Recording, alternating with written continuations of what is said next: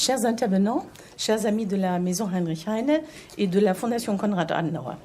Bienvenue à notre table ronde organisée en coopération avec la Fondation Konrad Adenauer et consacrée à l'état des relations franco-allemandes. C'est une question presque rituelle que nous posons tous les ans en janvier, à l'occasion de l'anniversaire de la signature du traité de l'Élysée, intervenu le 22 janvier 1963. Demain, le traité va être complété officiellement par celui d'Aix-la-Chapelle sur la coopération et l'intégration franco-allemande. Ce nouveau traité ambitieux redéfinit les modalités de la coopération entre les deux pays en l'adaptant aux défis européens et internationaux actuels et en ouvrant de tout nouveaux champs de coopération.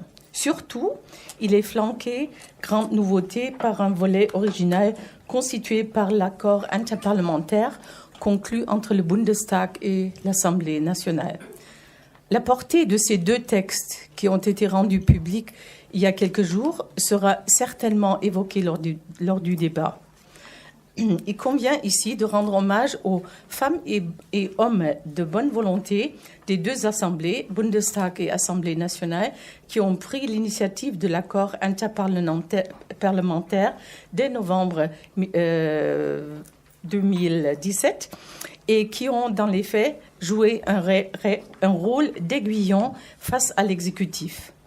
Nous avons la chance d'accueillir ce soir sur notre podium deux des acteurs du groupe de travail franco-allemand de 18 personnes qui a élaboré cet accord interparlementaire. Tout d'abord, Madame Ursula Groden-Kranich, députée de la CDU et membre du groupe France-Allemagne, ainsi que de la Commission des affaires européennes du Bundestag. Et Monsieur Christoph Arendt, député LRM, président du groupe d'amitié France-Allemagne et membre de la Commission et du développement durable de l'Assemblée nationale. Ils nous feront sans doute part de leur expérience lors de l'élaboration du texte et des ambitions portées par les traités. Nous sommes très heureux d'accueillir à côté de ces parlementaires deux experts des questions franco-allemandes. Tout d'abord, Madame Sylvie Goulard, ancienne députée européenne, ancienne ministre, actuellement second sous-gouverneur de la Banque de France. Je suis très contente d'avoir Sylvie Goulard avec nous parce que ce n'est pas évident vu ton calendrier. Et Monsieur Christian Schubert, correspondant économique de la Frankfurter Allgemeine Zeitung à Paris. Tous deux sont des amis fidèles de notre maison et nous les remercions d'avoir pu se libérer pour notre débat. Un grand merci également à Henri Menudier, professeur honoraire à l'Université Paris 3, qui a pris l'initiative de cette manifestation et qui va l'animer maintenant. Enfin, je remercie notre public venu en grand nombre ce soir et qui témoigne par là même de son grand intérêt pour la coopération franco-allemande.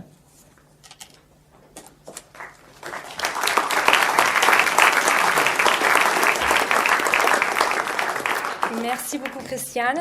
Mesdames, Messieurs, Madame la Ministre, Madame la députée, Monsieur le député, cher Monsieur Schubert, je tenais aussi à vous remercier au nom du bureau parisien de la Fondation Konrad Adenauer d'avoir accepté l'invitation ce soir, parce qu'on sait que la nuit va être assez courte, parce que demain, le train pour Aix-la-Chapelle va être très tôt, à 6 heures du matin. Il y a exactement 5 jours qu'on a accueilli ici, grâce à l'excellente coopération qu'on entretient avec la Maison Heinrich Heine, un débat entre l'ancien président du Bundestag, Norbert Lammert, et le vice-président de l'Assemblée nationale, M. Wassermann.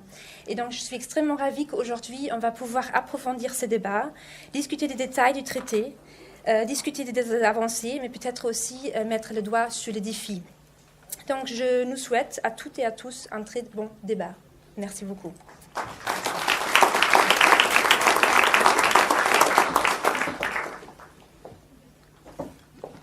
Comme ancien résident de cette maison et membre du conseil d'administration, je voudrais féliciter Christian Deussen de nous offrir encore ce trimestre un programme particulièrement chargé.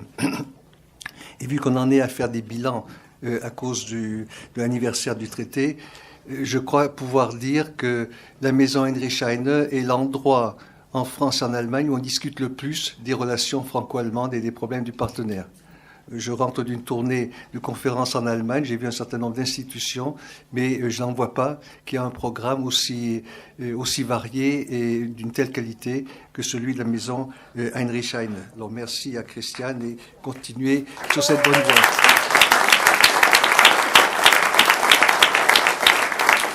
Alors, nous ne sommes pas là pour chanter les louanges du franco-allemand, ni bien sûr pour dénigrer le franco-allemand. Nous devons essayer d'en parler, disons, très calmement et de la façon la plus objective possible, sans cacher que, bien sûr, nous sommes engagés dans cette coopération franco-allemande qui est au service de l'Europe. Je fais un peu cette mise au point parce que il y a eu ces derniers temps des déclarations quand même extrêmement surprenantes et qu'on ne peut pas laisser passer comme cela. Par exemple, Madame Le Pen qui a déclaré que, attendez que je retrouve ça, voilà, que la France va partager son siège à l'ONU avec l'Allemagne. Il n'en est pas question, pour une raison très simple. Même si un ministre allemand a écrit une chose pareille, ce qu'il ignorait sans doute, que ce ne sont que les États qui peuvent être membres du Conseil de sécurité et non pas une union d'États comme l'est l'Union européenne. Et le problème n'est pas un partage du siège, mais le problème, c'est surtout de pouvoir faire participer l'Allemagne au Conseil de sécurité comme membre permanent. Elle l'est cette année comme membre non permanent. Il faudrait qu'elle ait le statut de membre permanent. La difficulté, c'est que si on fait rentrer l'Allemagne, il va falloir faire rentrer d'autres États. Et bien sûr, c'est pas facile en raison de l'état actuel des relations internationales. Il y a aussi une déclaration d'un député européen de Debout la France, M. Monod, que je ne connais pas, Bernard Monod. Vous le connaissez, hein? Oui, vous passez à autre chose. Oui.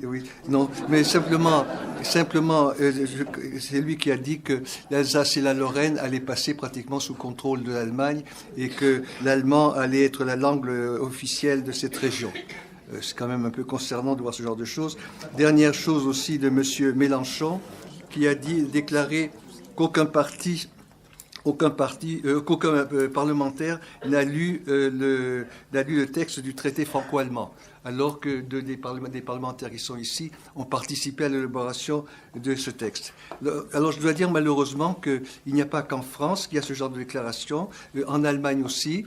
Simplement un exemple, le week-end dernier, il y avait le congrès européen de l'AfD, et M. Gauland, Alexandre Gauland, qui est le coprésident de l'AfD, s'est vraiment dépassé. Il a parlé de l'Union européenne comme une machine, je cite, machine corrompue, hypertrophiée, non démocratique, échappant à tout contrôle et potentiellement totalitaire. Et il ne s'est pas prononcé pour la sortie de l'Union européenne. Il a dit que ça se fera plus tard.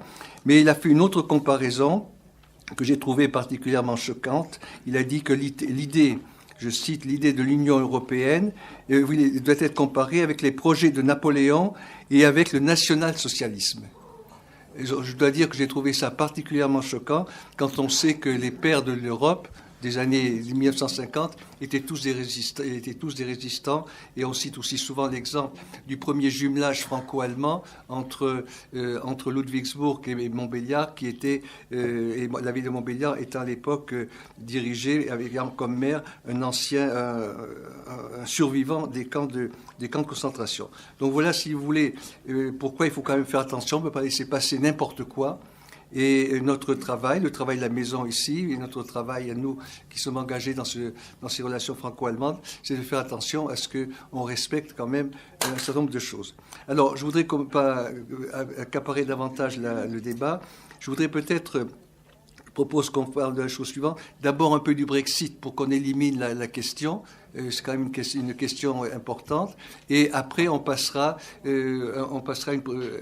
quelques idées, une présentation de l'accord parlementaire franco-allemand qui vient donc d'être adopté. Ensuite, le traité franco-allemand de demain, qu'est-ce qu'il apporte de nouveau. Et puis, on verra différents problèmes des relations franco-allemandes. D'abord entre nous, et ensuite vous aurez la parole. Alors, concernant le Brexit, bien, je vais demander à Madame Groden-Granich, députée de Mayence, qu'est-ce que vous en pensez? Bonsoir et merci pour l'invitation ici. J'ai le droit de parler allemand. Je comprends le français, mais c'est plus facile de parler allemand quand il y a des questions très complexes. Wir haben eben gesagt, dass wir vielleicht gar nicht so schnell und so gut zusammengearbeitet hätten, wenn wir den Brexit nicht vor Augen gehabt hätten. Und haben immer gesagt, unsere Verhandlungen sind im Grunde genommen zum Erfolg verdammt im positiven Sinne, um zu zeigen, dass wir eben auch anders können. Und insofern ist der Brexit, den wir alle zutiefst bedauern, eine Hilfe zu unserer engeren Zusammenarbeit geworden. C'est votre avis aussi, Sylvie? Je würde mich gerne auf Deutschland konzentrieren. Non, bonsoir à tous, merci beaucoup. Non, je crois qu'il y a une décision du peuple britannique qui a été prise par référendum et que l'Union européenne essaye, à laquelle on a essayé d'apporter une solution. Cet accord est sur la table. Et pour le reste, je crois qu'il ne faut pas voir les relations des pays européens les uns contre les autres. Je crois que ce n'est pas ça qui est intéressant. Il y a une dynamique propre à la relation franco-allemande. Je dirais qu'en 1950, lorsque Robert Schuman a fait certaines propositions à Konrad Adenauer, les Britanniques n'ont pas souhaité faire partie de cette Europe supranationale. Ils l'ont rejointe dans les années 70. Ils ont maintenant décidé d'en sortir. Je pense qu'il y a quelque chose qui est bien plus profond et qui va au-delà. Donc je n'ai aucun autre commentaire à faire. Merci. Christian Schubert, FAZ. Ja, also man wurde gebeten, in seiner Muttersprache zu sprechen. Also ja, das ist höchst bedauerlich natürlich. Die Briten werden in Europa fehlen, gerade auch in Wirtschaftsfragen, wegen ihres Geschäftssinnes und wegen ihrer Herangehensweise an ökonomische Fragen wird ein Verlust sein. Aber ja, vielleicht hat de Gaulle auch recht gehabt damals in den 60er Jahren, als er auch sagte, die Briten passen irgendwie nicht zu Europa. Auf jeden Fall gibt es diese mentale Blockade auch, und ich glaube, es wird auch zum Brexit kommen, und dann muss man eben einfach sehen, wie auf beiden Seiten das weitergeht. Positiv ist, dass es bisher keine Nachahmer gibt und dass selbst ein Land wie Italien, also mit Drohungen in eine ähnliche Richtung zu gehen, nicht ernst macht. Voilà, et Christophe Arend, est-ce que vous pensez que, comme ça a été dit, que le Brexit va finalement contribuer à rapprocher la France et l'Allemagne et les pays européens? Alors tout d'abord, je voudrais vous dire mon plaisir d'être là ce soir. Et puisqu'il est encore temps, vous souhaiter à toutes et tous une bonne année et la santé pour entreprendre de nombreux travaux et construire de nombreuses et belles choses. Le Brexit, il me semble que c'est une mauvaise nouvelle pour nous tous. Personne ne peut s'en réjouir. Déjà parce qu'on va passer de 500 millions d'habitants à 440 millions, donc démographiquement c'est déjà quelque chose. Voilà. Après il y a un fond historique, mais quand vous parliez de Montbéliard et de Ludwigsburg et de ce que l'on dit aujourd'hui de la coopération franco-allemande, et que vous trouviez cela choquant, on peut s'interroger si les raisons du Brexit, une des raisons qui a amené une partie du peuple britannique souverain à vouloir quitter l'Union européenne n'est pas du même acabit. Et donc j'aimerais que nous nous interrogions collectivement aujourd'hui sur quel est notre niveau de connaissance et que chacun prenne sa responsabilité collectivement dans l'instruction et en allemand on dit Aufklärung. C'est un mot que j'aime beaucoup. Voilà.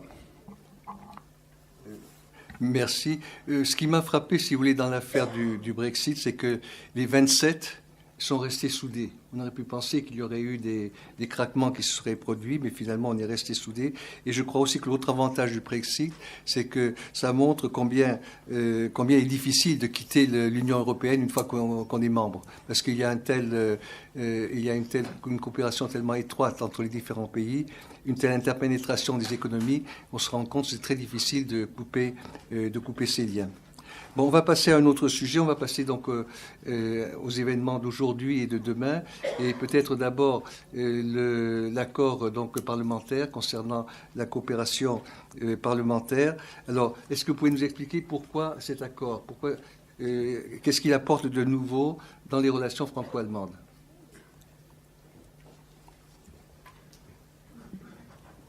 Es ist ja das erste Mal, dass sich zwei Parlamente mit diesem Vertrag beschäftigen. Und wir haben in diesem Jahr unglaublich viel voneinander gelernt. Als wir uns im vergangenen Januar kennengelernt haben, wussten wir, sowohl die deutschen als auch die französischen Abgeordneten, nicht wirklich, wie wir in diesem Jahr zu einem Ergebnis kommen können. Ich denke noch an die erste Sitzung, bei der wir uns erstmal darüber unterhalten haben, wie wir uns selbst das vorstellen. Und wie kurz ein Jahr ist, um einen solchen Vertrag zwischen zwei Parlamenten, die ganz unterschiedlich aufgestellt sind, zu verhandeln.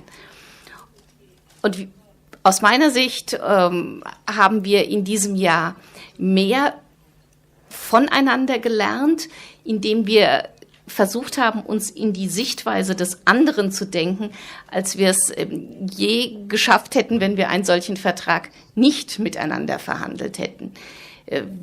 Die Stellung des deutschen Parlaments, die Stellung der französischen Abgeordneten aus der jeweils anderen Sicht zu erkennen, hat mir unheimlich viel gegeben. Und ich kann sagen, dass wir in Deutschland, wenn wir mal ein Jahr zurückdenken, zu dem Zeitpunkt noch gar keine Regierung hatten, als wir angefangen haben, uns zu treffen.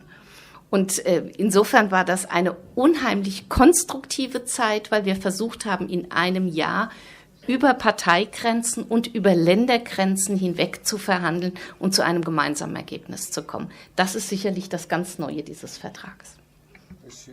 Monsieur Arendt, vous avez participé à ces débats. Alors, qu'est-ce que ça vous a apporté? Et peut-être, dites-nous quelques mots sur les structures, et notamment sur cette assemblée parlementaire franco-allemande, qui est quelque chose d'entièrement nouveau. Et je crois que ça n'existe pas entre d'autres pays. Je crois que c'est absolument unique dans l'histoire parlementaire. Alors tout d'abord, qu'est-ce qui est important dans cet accord parlementaire et pourquoi ça a fonctionné? Parce que nous nous sommes fixé un but. Dans la résolution du 22 janvier 2018, nous avons dit « Nous ferons un accord parlementaire le 22 janvier 2019 ». La date a été décalée pour le traité d'Aix, et c'est bien ainsi. Mais cet accord interviendra très prochainement. Qu'est-ce qui est innovant? Ça tient à la structure de nos institutions. Ça tient simplement au fait que les parlementaires sont les représentants de la nation. Et que comme l'Allemagne n'avait pas de gouvernement à ce moment-là et était en négociation avec 3 collègues allemands au début des négociations Jamaïca, Andreas Jung de la CDU, Michel Georg Link de la FDP, Franziska Brandner de Bündnis Die Grüne, nous avons dit nous sommes les représentants des citoyens et nous avons le droit de nous saisir de cette question capitale qui touche à la coopération franco-allemande dans son ensemble. Et comme Ursula vient de le dire, c'était pas évident au début, parce que la première réunion, c'était compliqué. Vous aviez d'un côté 9 Allemands, de l'autre côté 9 Français. Et dès la deuxième réunion, vous n'aviez plus 9 Allemands et 9 Français, vous aviez 18 parlementaires qui se regroupaient par courant politique. Et c'est ce qui a fait que le travail a été constructif. Alors, vous me demandez de parler de l'importance de cette nouvelle assemblée parlementaire franco-allemande, qui est le plus gros élément de cet accord parlementaire. Donc 50 députés français, 50 députés allemands, qui se réuniront au minimum tous les 6 mois, qui auront pour objectif... Alors, ils ne se substituent pas au pouvoir législatif de l'Assemblée nationale et du Bundestag. Ils seront habilités à prendre des résolutions qui devront être transposées dans les fonctionnements de l'Assemblée nationale et du Bundestag. Le but principal, le premier, c'est la vérification et le suivi de la mise en application des traités entre la France et l'Allemagne. Le traité de l'Élysée de 1963, qui ne s'arrête pas, qui continue, avec notamment un nouvel élan de l'OFAGE, avec de nouveaux crédits à l'OFAGE, ça continue. Aucune des structures du traité de l'Élysée n'est menacée, bien au contraire. Et donc de ce nouveau traité, qui nous le savons maintenant s'appellera le traité d'Aix-la-Chapelle. D'autres éléments, c'est essayer de travailler à 50 Français, 50 Allemands, à des prises de position communes entre la France et l'Allemagne sur toutes les questions qui ont attrait au niveau international ou au niveau européen à nos intérêts communs. Un autre objectif, c'est de se fixer des buts, des résultats dans la transposition de directives européennes. Alors, on ne va pas dire aux Allemands comment transposer, on ne va pas dire aux Français comment transposer. On va simplement essayer de discuter à 100 de quel est le résultat que nous aimerions que cette directive européenne ait dans nos pays et faire en sorte d'avoir un résultat homogène. Parce que bien trop souvent, dans ces zones de gap, de joint entre les pays qu'on appelait les frontières, le fait de transposer d'une manière d'un côté et d'une autre manière de l'autre côté suscite des problèmes. Alors c'est pas seulement entre la France et l'Allemagne. Aujourd'hui, si on fait un petit peu de démographie, on se rend compte que les zones frontalières de toute l'Europe, c'est le pays le plus peuplé d'Europe, c'est 140 millions d'habitants. C'est un tiers de la future population de l'Europe. J'aurais aimé que vous précisiez... oui.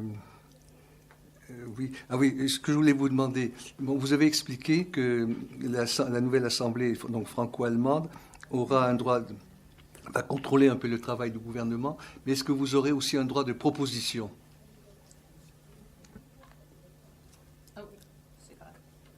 Oui, de donner des questions pour décider au Parlement.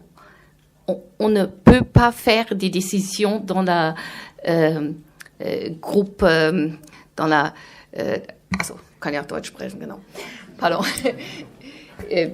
Wir haben uns vorgenommen, dass wir eben in dieser deutsch-französischen Parlamentarischen Versammlung Themen diskutieren, diese aber zur Entscheidung den jeweiligen Parlamenten vorlegen, um keine Nebenparlamente zu schaffen, aber von dem gemeinsamen Gedanken getragen, eben etwas zusammen auf den Weg zu bringen vor dem unterschiedlichen Hintergrund des jeweils anderen Landes. Und das ist eben das Besondere. Damit wird keine neue demokratische Struktur geschaffen, sondern es wird in die bestehenden Strukturen hineingegeben. Dernière question, brève, mais bon, c'est Assemblée nationale et Bundestag. Et qu'est-ce que vous faites ou que font le Sénat et le Bundesrat en Allemagne? Je vois que vous avez lu attentivement le préambule du nouveau traité d'Aix-la-Chapelle, où au dernier paragraphe est mentionné de la coopération entre l'Assemblée nationale et le Bundestag, et à l'avant-dernier, la coopération entre le Bundesrat et le Sénat. Et pour la petite histoire, le représentant du groupe d'amitié franco-allemand au Bundesrat, c'est mon ami Tobias Hans, qui est ministre-président du Land voisin, que j'ai été voir et je lui ai suggéré quand nous étions déjà bien avancés sur l'accord parlementaire, de se mettre en rapport avec la sénatrice et vice-présidente Catherine Trundle, que je me suis empressé d'aller voir au Sénat et pour lui dire, écoute, ce serait bien quand même que vous fassiez aussi un accord comme nous. Et ils ont, au mois d'octobre, me semble-t-il, fait une déclaration commune, hein, et ils vont continuer à travailler dans ce sens-là.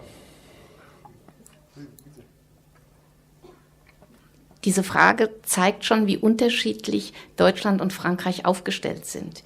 Wir sind ein föderaler Staat und deswegen brauchen wir für die ein oder andere Entscheidung die Zustimmung der Länder. Das ist in Frankreich anders. Und insofern war das sehr spannend, genau diese Themen auch weiterhin in die jeweiligen Länderverfahren zu geben und sie eben nicht in einer neuen Form zu beschließen, sondern in den bestehenden Strukturen mit Bund und Land.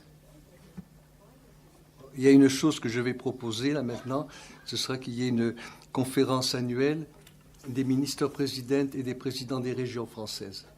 Et ça a existé ça a été fait du temps de M. Raffarin quand il était Premier ministre. Il y a eu après les élections régionales, la gauche était arrivée au pouvoir en France et malheureusement ces relations n'ont pas été poursuivies. Donc je trouve autant c'est important d'avoir des relations au niveau des parlements et c'est important aussi au niveau des régions. Alors je voudrais demander à Sylvie, qu'est-ce que vous dites, comment vous réagissez à cette mise en place de nouvelles structures au niveau parlementaire? Est-ce que vous trouvez que c'est utile? D'abord, moi, j'invite Christiane à inviter un de ces jours Alfred Grosser dans la salle qui porte son nom pour raconter comment, j'étais un peu une souris en coulisses, on a commencé en 2003, à l'époque où Wolfgang Thierse était président du Bundestag, a lancé l'idée qu'il faudrait une dimension parlementaire dans le traité de l'Élysée. C'était pour l'anniversaire de 1963. Mais Alfred le ferait beaucoup mieux que je peux le dire. Donc, je trouve que cette dimension est extrêmement importante. J'allais dire, j'enlève un instant ma casquette actuelle, je me replace dans ma casquette antérieure. Je trouve un petit peu triste que le Parlement européen ne soit pas mentionné du tout. Parce que dans la mesure où vous allez sur le terrain de la transposition des directives, je pense, et d'ailleurs j'ai toujours admiré la manière dont au Bundestag vous étiez capable de travailler étroitement avec les parlementaires européens allemands, chose qui a toujours été un petit peu plus rudimentaire du côté français, malgré des efforts d'un certain nombre de gens des deux côtés qu'il ne faut pas négliger non plus. Parce que je crois que c'est très important. C'est pas une histoire d'institutions les unes par rapport aux autres. C'est pas, moi je me réjouis vraiment profondément que ce mouvement ait lieu, parce que je crois qu'il y a des choses à porter ensemble sur le terrain et que les parlementaires nationaux peuvent y contribuer très très grandement. Voilà, la seule petite remarque, c'est que je pense que c'est très important que le dialogue soit fluide. De même qu'il faut un dialogue entre les Länder et le Bund en Allemagne, et qu'en Allemagne on sait faire ça sans doute de manière plus active qu'on le fait en France. De même, je crois qu'il faut intégrer petit à petit la dimension européenne, notamment lorsqu'il s'agit de transposition. Un truc tout bête, par exemple, inviter les rapporteurs du Parlement européen dans la phase de transposition. Ce sont les mieux placés pour vous expliquer quelles étaient les négociations, pourquoi on est arrivé à des rédactions qui sont parfois un peu compliquées, qu'est-ce qu'il y a derrière. Enfin, je dirais que toute cette mémoire du travail législatif européen, j'ai toujours été très frappée qu'elle ne passe pas suffisamment au niveau national. Et peut-être que si on discutait plus de cette manière-là, ça donnerait encore plus de relief. Encore une fois, un travail que je trouve, pour ma part, tout à fait admirable. Et je voulais dire, notamment pour tous les jeunes qui sont dans la salle, il n'y a rien qui fasse plus banal, voire un peu ringard que le franco-allemand. Objectivement, voilà, votre génération, elle a envie d'aller en Nouvelle-Zélande ou au Vietnam ou en Amérique du Sud. Et bon, aller à Bielefeld ou à Dijon, bon, c'est pas toujours... moi, j'ai appris l'allemand à Bielefeld, donc je le dis sans aucune... Mais je crois qu'il faut quand même mesurer ce que représente la relation franco-allemande. Il faut vraiment mesurer que c'est pas tombé du ciel. Il faut vraiment mesurer le courage de gens qui, pour certains, s'étaient entretués. Relisez le texte de Joseph Rovan à la sortie de Dachau quand il a dit en octobre 45 nous aurons l'Allemagne de nos mérites. Ça voulait dire que soit la main était tendue à l'Allemagne et on pourrait reconstruire quelque chose, soit on en resterait à du ressentiment et on n'arriverait à rien. Donc, encore une fois, tout ceci, ce sont des cadres, mais je vois avec quel enthousiasme vous en parlez, donc je pense qu'il y aura aussi des gens pour les faire vivre. Il ne suffit pas de signer des traités, il ne suffit pas de prévoir des organes, même innovants. Après, il faut y mettre beaucoup de travail, notamment, beaucoup de travail dans le franco-allemand pour se comprendre. Mais je crois qu'il faut de temps en temps, c'est pour ça, Henri, moi je fais la louange du franco-allemand. Il n'y a pas d'autre partie du monde où on est arrivé à cette qualité de relation, avec toutes les marches qu'on a ratées, avec tous les malentendus qui demeurent, avec toutes les divergences qui sont là. Mais je crois vraiment qu'il faut de temps en temps, et pour moi, c'est pour ça que j'avais accepté d'être là ce soir, parce que j'essaye toujours de faire quelque chose pour le 22 janvier. Il est important de le répéter, même si c'est un peu ringard, c'est un peu comme quand on dit aux enfants tous les soirs « mets tes pantoufles ». À la fin, papa et maman, on en a marre qui disent ça, mais c'est du même ordre. Il y a quelque chose de profond, donc bravo pour ce que vous avez fait, et surtout, essayez maintenant de le faire vivre, soyez exigeants. Ce que j'aimerais surtout, c'est que le Parlement français apprenne du Bundestag à être parfois dans le contrôle incisif, parce qu'on en a besoin. Je crois que c'est important aussi, je l'ai vu notamment sur les questions de défense, qu'on apprenne aussi en Allemagne que la rapidité d'exécution de l'exécutif, ça peut avoir aussi ses qualités. Je dis pas ça pour faire bisounours, tout le monde il est beau, tout le monde il est gentil, mais on est vraiment complémentaires en termes institutionnels. On a deux systèmes, vous l'avez dit, madame, très très bien, qui sont très différents. Donc essayons de les mettre en tension au bon sens du terme. Merci Sylvie pour cet éclairage et cet engagement. Alors, Christian Schubert, comment vous réagissez d'abord à ce texte, cette nouvelle coopération entre les parlementaires? Ja, also ich würde völlig das unterstützen, was Sylvie Goulard gerade gesagt hat. Es ist wichtig, diese Strukturen zu schaffen, die hoffentlich auch dauerhaft sind. Aber es ist eben auch wichtig, das umzusetzen in konkrete Handlungen. Dazu kommen wir hoffentlich nachher auch noch. Ein wichtiger Punkt ist, ich glaube, wir müssen auch aufpassen, dass wir nicht Institutionen schaffen, die zu kompliziert sind, die am Schluss keiner mehr versteht. Und ich glaube, die Politiker heutzutage werden mehr und mehr mit der Frage konfrontiert, was bringt uns das eigentlich konkret? Ja, wir haben dieses Phänomen in Europa zum Beispiel, ne, wo die Bürger auch oft nicht mehr die Institutionen verstehen. Denken Sie einmal an die Arbeitsteilung zwischen einem Donald Tusk und einem Herrn Jean-Claude Juncker. Wer kann das eigentlich erklären? Und wir sehen es ja auch an der Gilets jaunes jetzt Bewegung. Ja, die Leute wollen wissen, was konkret bringt mir das? Und das ist oft versäumt worden von den Politikern, die das nicht erklärt haben, beziehungsweise die Strukturen geschafft haben, die am Schluss also die intransparent werden und die wenig konkrete Lösungen bringen. Ja, und ein Punkt, der mich interessiert, auch bei Ihnen in Ihrer Zusammenarbeit. Sie haben ja, es geht jetzt nicht um Strukturen, sondern um die Entwicklungen in der Parteienlandschaft. Das finde ich ja interessant, weil in Frankreich hatten wir ja eine Revolution 2017. Wir haben ein neues Phänomen, En Marche, la République En Marche, die das dafür gesorgt hat, dass bei den Altparteien praktisch kein Stein auf dem anderen stehen blieb. Ja, und ich frage mich, inwieweit auch dann die Altparteien in Deutschland sich vielleicht Tipps geholt haben, wie man heutzutage überleben kann angesichts eines solchen Phänomens. Also auf jeden Fall, da treffen ja politische Kräfte aufeinander, die eigentlich sehr unterschiedlich sind. La République En Marche, die angetreten sind, die, ich sag's trotzdem jetzt mal, Altparteien zu entmachten, und ihnen ist das gelungen. Und auf der deutschen Seite haben wir die Altparteien, sage ich mal noch, die schon deutlich verlieren in der Zustimmung der Wähler. Also dieses Zusammentreffen finde ich interessant. Vielleicht können Sie ein paar Worte dazu sagen. Je crois que ma voisine, au lieu de Altpartei, préférait entendre die großen Parteien sind kleiner geworden.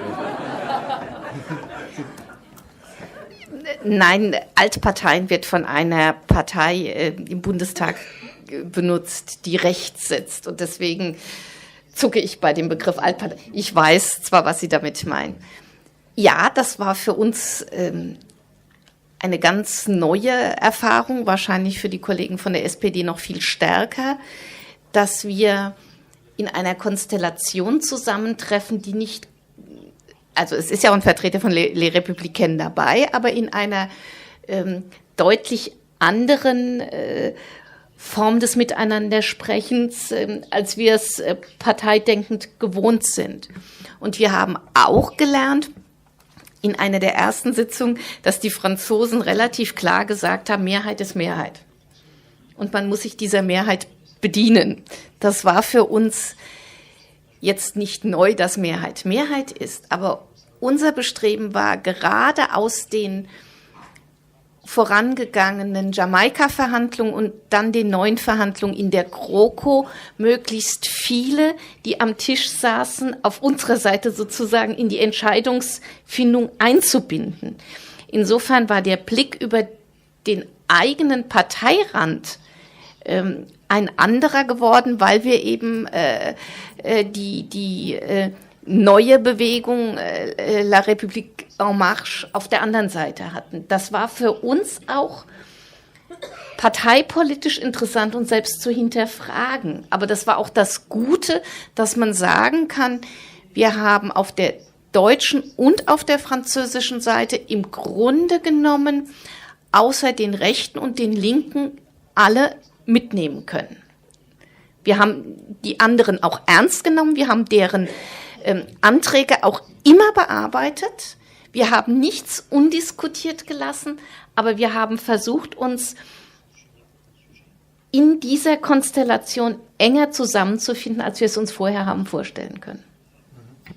Sylvie, vous avez une vie politique derrière vous, vous avez appartenu, je pense que, je ne sais pas, vous appartenez toujours peut-être à un parti politique. Qu'est-ce que vous pensez de cette présentation des partis politiques? Je ne peux pas juger un travail auquel je n'ai pas participé. Je trouve de toute façon absolument génial dans le franco-allemand qu'on fait avec ce qu'on a en face. Hein. Voilà.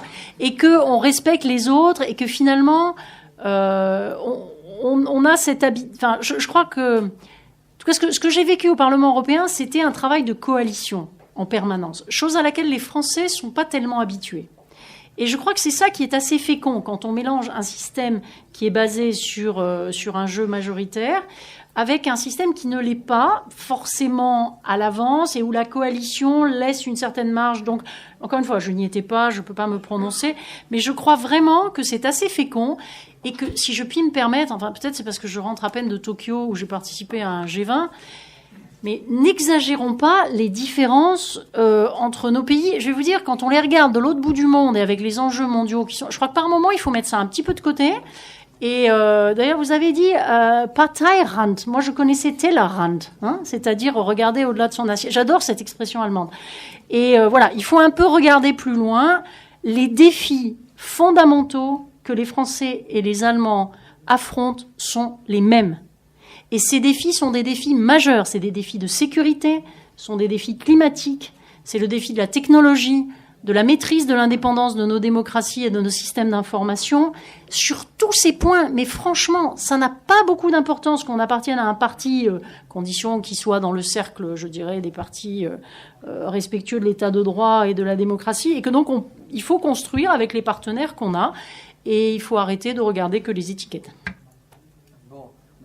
Merci pour ces précisions. On pourrait continuer sur la question des partis politiques, mais je voudrais maintenant qu'on regarde donc ce nouveau traité d'Aix-la-Chapelle qui va être signé demain. Alors c'est un traité avec un préambule, 28 articles et qui par lequel vont être créées 5 nouvelles structures franco-allemandes. Alors, les différents chapitres, je fais simplement vous les nommer pour vous montrer que l'approche est assez large. Chapitre 1, Affaires européennes. Chapitre 2, Paix, sécurité, développement. Bon, les problèmes, si vous voulez, militaires. Chapitre 3, Culture, enseignement, recherche. 4, coopération régionale et frontalière, certainement ce qu'il y a de plus, disons, de plus novateur dans ce texte. 5, politique environnementale. Et 6, l'organisation.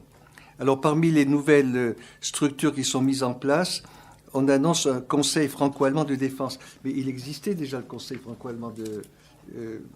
Sylvie, il y avait un conseil franco-allemand de distance. Je ne sais pas pourquoi on annonce un nouveau conseil où on reprend l'ancien.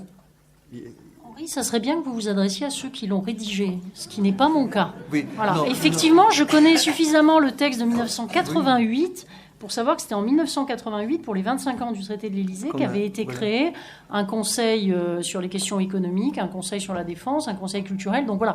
Pour le reste, personnellement, je n'ai pas d'informations secrètes à vous donner. Oui, oui. Non, mais je voulais avoir la confirmation que le conseil franco-allemand de défense a été créé avant.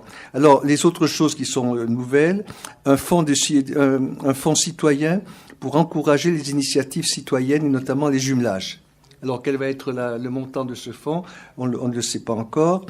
Un comité de coopération transfrontalier, ça on va pouvoir en discuter tout à l'heure. Un conseil franco-allemand d'experts économiques. Et puis, quelque chose qui me semble assez vague, un forum pour l'avenir dans lequel on devrait discuter de façon comparative des évolutions de nos sociétés françaises et allemandes. Alors, quelle sera la place des anciennes structures? Et surtout, la question qui se posera, bien sûr, c'est non seulement de créer des structures, mais ce sera vraiment de les faire vivre. Alors, je vais demander vous avez participé au débat, alors est-ce que vous voulez commencer?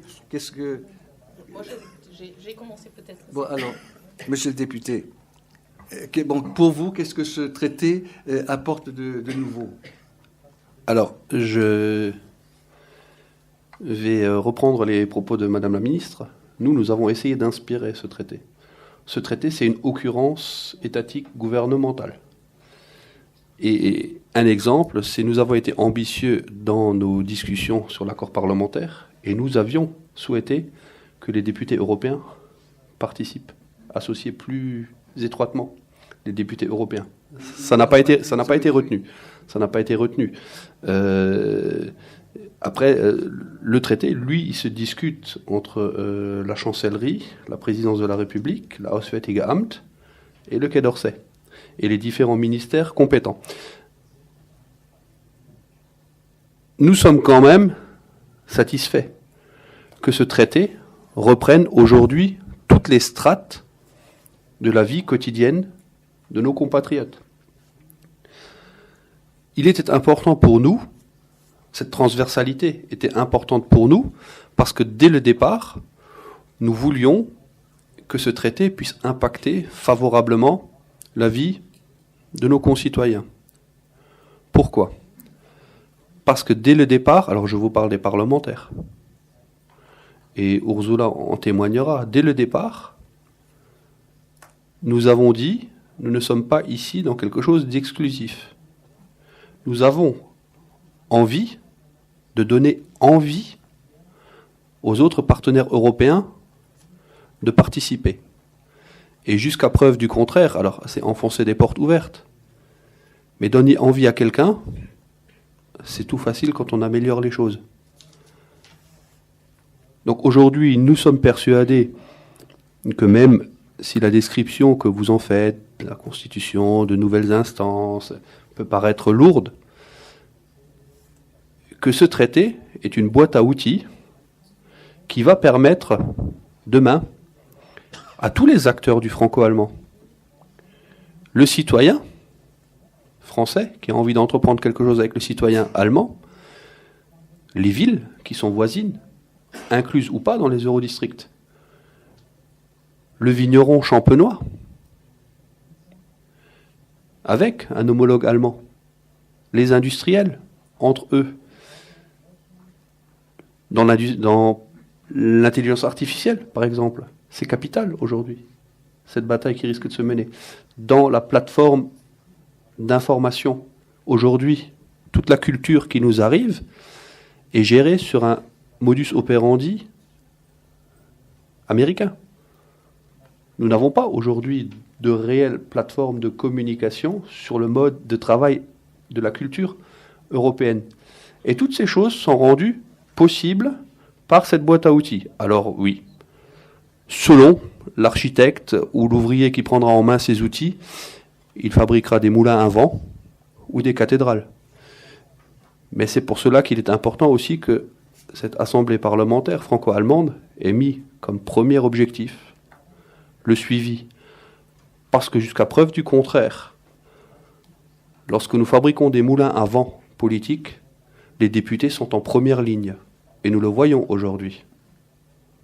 C'est les députés qui, aujourd'hui, au quotidien, sont au contact de gens qui sont parfois fondés à être insatisfaits.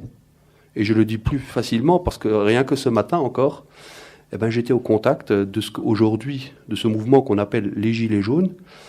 Et il faut les écouter, et il faut les entendre, et il faut voir comment collectivement nous pouvons répondre dans l'intérêt du plus grand nombre. Donc l'Assemblée parlementaire, les parlementaires qui sont là aujourd'hui, ils sont conscients de la responsabilité qu'ils ont sur les épaules.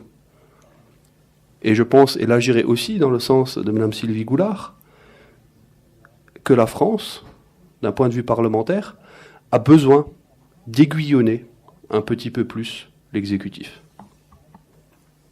Merci. Je voudrais demander à Mme Groten-Kranich qu'est-ce qu'elle pense de ce qui est prévu dans le texte concernant la coopération régionale et transfrontalière. Pour ma part, moi, je considère que c'est un des aspects les plus novateurs du traité, qu'on ait insisté autant que cela sur cet aspect de la coopération franco-allemande. Est-ce que c'est aussi votre avis ? das war uns sehr, sehr wichtig, dass wir diesen Themenbereich besonders haben nennen können. Da sind wir auch schon wieder in Deutschland bei den unterschiedlichen Zuständigkeiten. Wir sind schon der Meinung, dass zwischen den Nachbarn mehr geregelt ist, als es viele wahrhaben wollen. Wir haben ein großes grenzübergreifendes Miteinander, was aber oft an administrativen Vorschriften scheitert. Und wenn wir Europa greifbarer machen möchten, dann müssen wir hier ansetzen. Wir waren gemeinsam in Straßburg, sind mit der Straßenbahn von Straßburg nach Kehl gefahren und oft scheitert dieses grenzübergreifende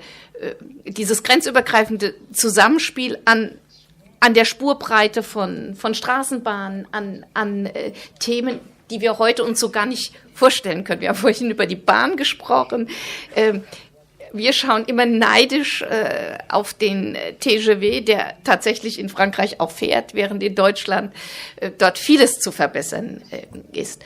Aber gerade die grenzüberschreitende Zusammenarbeit, die, so wie Christoph gesagt hat, keine exklusive Veranstaltung zwischen Deutschland und Frankreich ist, sondern die andere Länder in anderen Grenzbereichen dann eben auch leben könnten.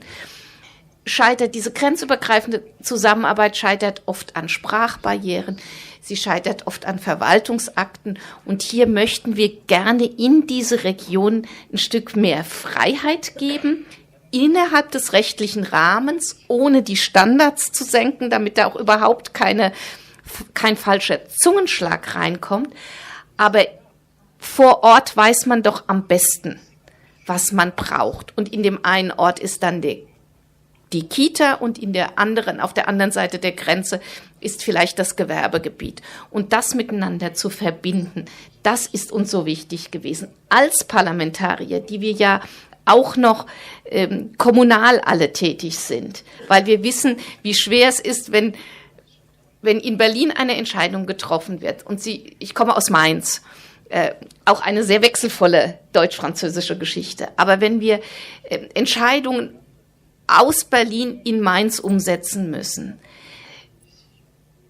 dann wünschte man sich doch, dass der ein oder die andere Abgeordnete in Berlin mal drüber nachdenkt, was das vor Ort bedeutet. Und deswegen möchten wir einen Teil dieser Verantwortlichkeit vor Ort geregelt wissen, im Rahmen der gesetzlichen Möglichkeiten, so eng wie nötig, aber so frei, wie es irgendwie geht. Und ich glaube, dann sprechen wir eben auch vor den Bürgerinnen und Bürgern in diesen Grenzgebieten von einem Miteinander und einer europäischen Verständigung, die dann auch für andere beispielgebend sein kann. Kann ich da kurz...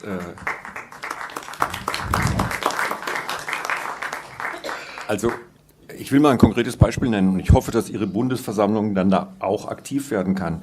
Dieses Thema der EU-Entsenderichtlinie, die gerade in Frankreich sehr streng umgesetzt wurde, also die Travailleurs détachés, die dazu geführt hat, dass deutsche Unternehmen, die direkt an der Grenze wohnen, deutlich weniger Geschäfte machen in Frankreich als früher.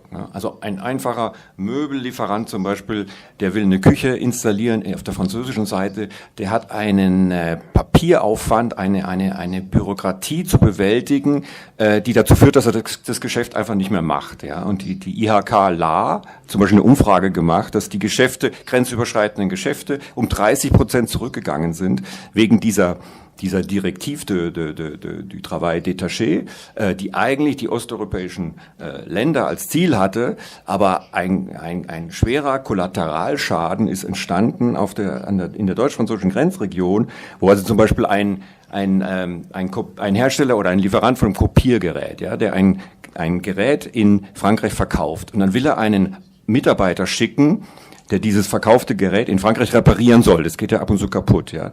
Dann muss er vorher im Internet eine lange Deklaration, eine lange Erklärung ausfüllen, muss Gehaltsnachweise mitbringen, muss Sozialversicherungsnachweise mitbringen und das für jeden Mitarbeiter jeden Tag, ja. Und das hat also für sehr viel Frustration gesorgt auf deutscher Seite. Und ich hoffe, dass ganz konkret die Parlamentarier sowas dann auch abstellen können.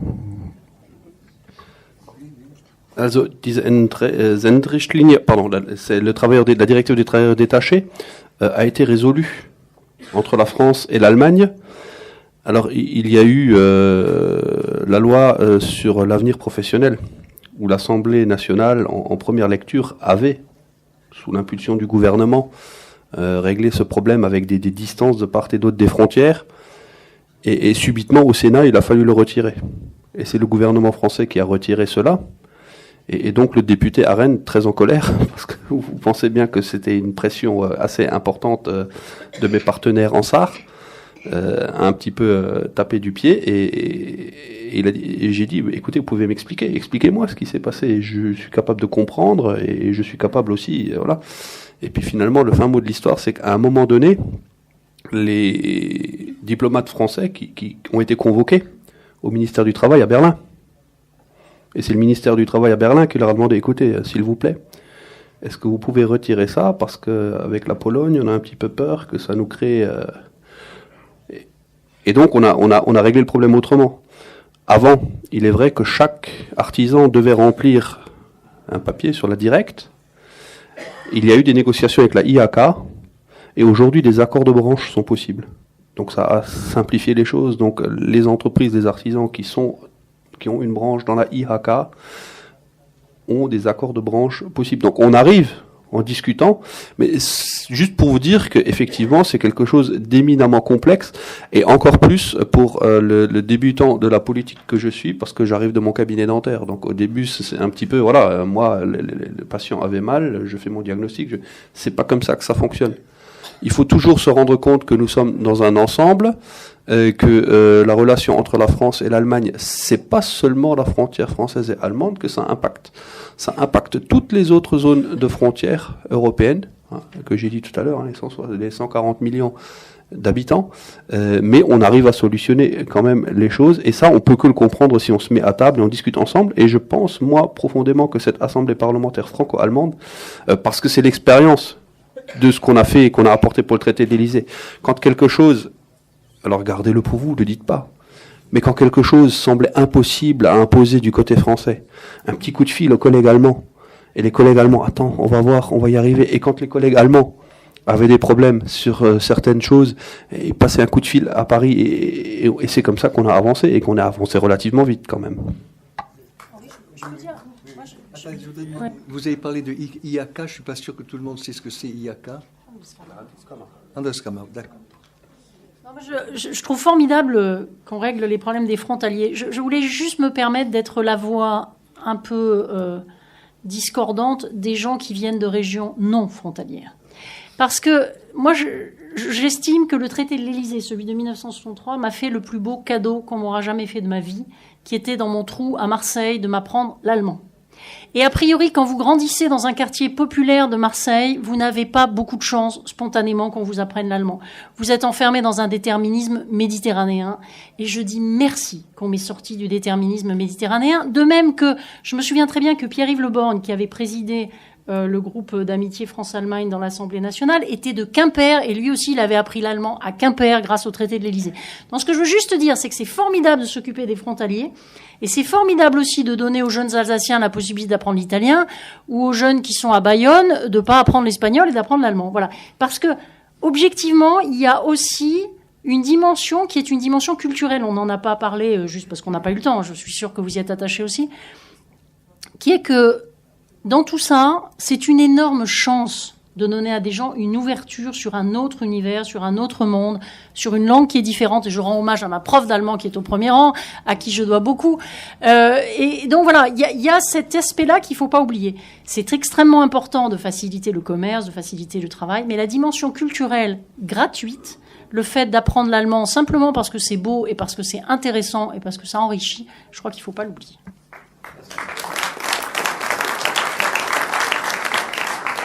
J'aimerais un dernier mot, une dernière précision concernant le comité de coopération transfrontalier qui est annoncé dans le traité.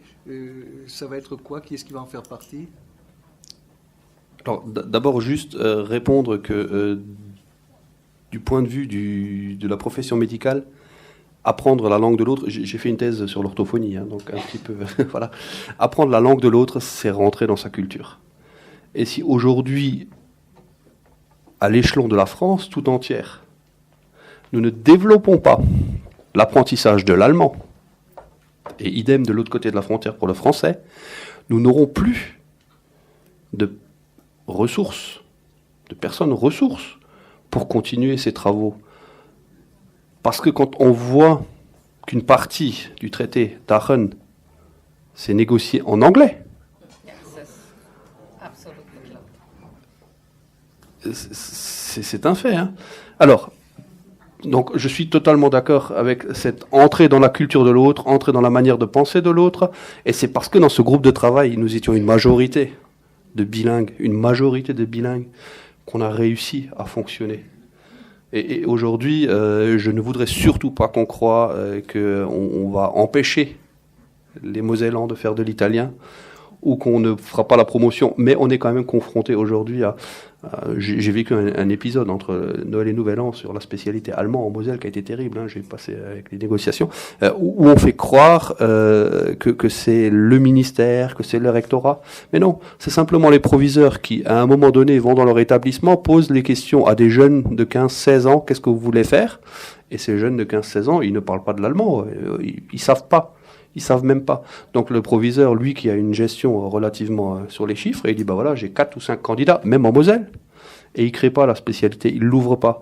Donc c'est aux parents aussi de faire ce boulot, et à l'éducation nationale de mettre en place une offre attractive.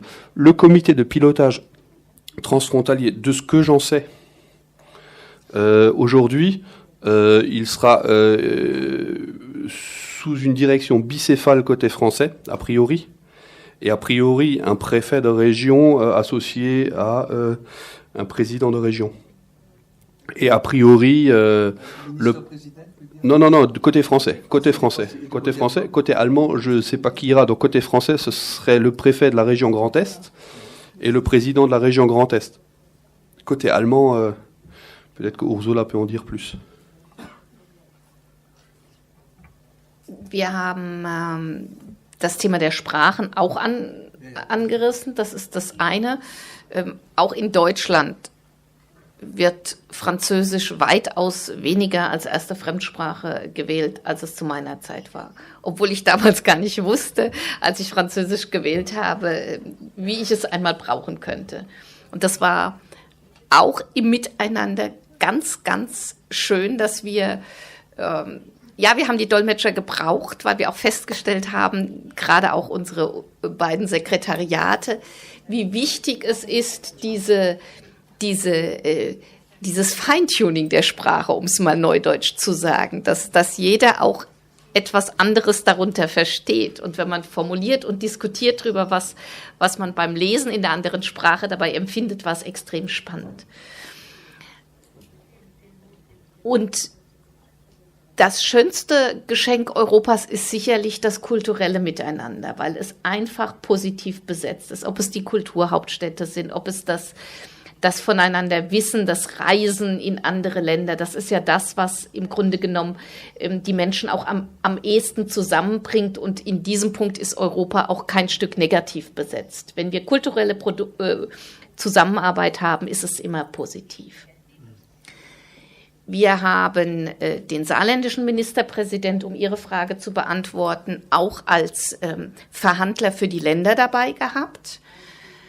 Wir haben übrigens auch eine öffentliche Anhörung mit deutschen und französischen Unternehmen gehabt zu beispielsweise dem Thema, was auch für deutsche Unternehmen ein Riesenthema ist, die im grenzübergreifenden Bereich arbeiten. Da hätten wir uns noch mehr vorgestellt, da haben aber auch unsere eigene Regierung uns eher etwas gebremst. Wir haben uns für den grenzüberschreitenden Bereich eine Carte Bleue, also was immer für eine Farbe genommen wird, praktisch eine Arbeitserlaubnis, die über die Grenzen gilt, ohne Einschränkung, weil wir gesagt haben, wir erkennen die Standards des anderen an. Da wären wir weiter gewesen, das hat nicht ganz so funktioniert, aber da arbeiten wir dran. Aber nochmal, das das Miteinander im Gespräch bleiben und das Ringen um gemeinsame Positionen, auch gerade in den Grenzgebieten, das war uns unglaublich wichtig. Und nochmal, also in dem Bereich hätte ich gerne mehr gehabt, weil ich glaube, dass auch das ein Thema ist, wo wir viel schneller, viel mehr füreinander tun können, als immer größere Hürden bauen. Merci. Alors, je dois dire que le passage du traité, c'est le chapitre 3, il y a 4 articles qui sont consacrés à la culture, ça reste très général. Je ne vois pas quelles sont vraiment les innovations. Bon, rôle décisif de la culture et des médias, oui, d'accord. Apprentissage de la langue, c'est souligné. Mise en place d'outils d'excellence, mais rien de concret au point de vue, disons, obligation de la part des établissements. Mise en réseau des systèmes d'enseignement et des universités et développement de l'université franco-allemande, ça fonctionne bien, mais il n'y a aucune initiative nouvelle qui est annoncée. Et enfin, oui, création de ce fonds de citoyens pour encourager et soutenir les initiatives des citoyens, les jumelages, etc. Donc, si vous voulez, le côté culture, on reconnaît que c'est important, mais il n'y a aucune initiative, aucune innovation, je trouve, dans ce texte-là. Bon, je dois dire d'ailleurs que l'université n'a pas tellement besoin d'encouragement du côté gouvernemental, parce que c'est un secteur qui fonctionne bien déjà. Vous êtes d'accord avec, ou vous n'êtes pas d'accord avec la présentation culturelle? C'est comme pour l'ensemble du traité. Il doit être valable plusieurs décennies. Inscrire aujourd'hui sur la partie culture ce que nous avions fait dans la résolution du 22 janvier, par exemple, on avait mis Deutsch-Französische Hochschule, l'université franco-allemande, et le lendemain, j'ai la directrice du lycée franco-allemand de Saarbrück qui m'appelle, qui me dit qu'avez-vous fait? Vous avez oublié de nous citer. Hein. Alors, je vais mettre EUCOR et je vais avoir une IGR qui va m'appeler, qui va me dire voilà. Donc, moi, je pense qu'on ouvre des portes sans dire aux gens ce qu'ils doivent faire. On leur laisse l'initiative. C'est quelque part aujourd'hui ce que les gens demandent. Hein. On aurait pu faire un traité avec, je sais pas moi, 20, 30, 40 projets transversaux finis, fermés. Et après, on fait quoi ? Là, on aura les Allemands ont déjà beaucoup plus avancé sur ce travail que les Français. Ursula pourra peut-être vous en parler. Il est prévu une annexe, une liste de projets concrets, non fermés, évalués tous les 6 mois par le gouvernement et par le groupe de travail, par la nouvelle assemblée franco-allemande, puisque quelque part, c'est le travail du parlementaire, le contrôle de l'action du gouvernement. Ça fait partie de nos prérogatives. Et aujourd'hui, il existe déjà un certain nombre de projets dont nous avons entendu parler dans les auditions, dont a parlé Ursula, et d'autres qui sont en discussion. Merci. Moi, je suis simplement, si vous voulez, un peu méfiant, parce que j'ai aussi la mémoire des sommets franco-allemands et surtout des anniversaires des 5 ans, 10 ans, où il y a eu de belles déclarations ronflantes annonçant un tas d'initiatives et il s'est passé très peu de choses. Bon, là, on aura de nouvelles structures. J'espère qu'il y aura un nouveau départ. Alors, j'aimerais qu'on passe peut-être à un autre secteur. Comment ? Oui, un autre secteur important, et Sylvie pourrait peut-être dire quelques mots là-dessus, le passage consacré à la défense, à la politique de coopération militaire, coopération dans le secteur de l'armement. Est-ce que vous avez lu le texte vous avez lu le texte du nouveau traité? Oui, monsieur le professeur, j'ai lu le texte. Alors, votre commentaire. Alors, je vais peut-être vous surprendre, mais je ne ferai pas de commentaires sur les questions de défense et de sécurité. Je laisse ça à mon successeur au gouvernement. En revanche, je voulais dire, quand on regarde je suis allée relire les déclarations de 88, etc. Il faut mesurer de temps en temps le chemin accompli. Je dis pas ça, encore une fois, pour être complètement idéaliste, mais quand vous regardez les structures qui avaient été mises en place en 88, et notamment le Conseil économique, vous aviez les 2 gouverneurs des 2 banques centrales qui se consultaient sur leurs politiques monétaires respectives. Et ça rejoint tout à fait ce que vient de dire Christophe, c'est que on voit que le passage du temps périme aussi certaines choses. Pourquoi ? Parce qu'entre-temps, on a fait l'euro et qu'on n'a plus besoin d'un conseil bilatéral pour parler de questions monétaires, puisque les politiques monétaires sont plus différentes, elles sont les mêmes, c'est la même et elle est faite à la BCE par le Conseil des gouverneurs. Donc ce qui me frappe dans tout ça, c'est que il faut pouvoir pousser des sujets nouveaux. Ce qui est intéressant, c'est la mention de l'innovation. De disruption, ça c'est une des choses que j'avais poussées quand j'étais au gouvernement. Ça veut dire toute cette innovation qui permet de franchir des étapes et donc qui nous amène dans des domaines dans lesquels pour l'instant on n'est pas, liés à l'intelligence artificielle, liés à des nouvelles technologies. Et je crois que dans le domaine économique, on a peu parlé d'économie depuis tout à l'heure, nous avons une responsabilité conjointe, non seulement pour que l'euro survive à la plus redoutable crise qu'on ait connue depuis 1945, mais pour que l'euro soit porteur d'un projet de société, d'une prospérité, d'une redistribution qui correspondent aux attentes des citoyens dans les 2 pays. Et c'est typiquement le genre de choses où l'interaction entre ce qui pourra être fait au niveau bilatéral et qui est important, on a énormément besoin de discussions approfondies entre Français et Allemands sur les questions économiques, de compétitivité, de finances publiques, d'investissement, etc. Ce qui a été fait d'ailleurs par les 2 gouvernements à Meseberg et confirmé au Conseil européen de décembre. Mais on a besoin qu'il y ait cet aiguillon aussi. Donc, je voulais dire dans votre suivi, et là, on voit bien que ce sont des sujets dans lesquels il existe des institutions européennes. Il y a des traités qui ont été passés avec d'autres pays. Il est important de tenir compte aussi de leur avis.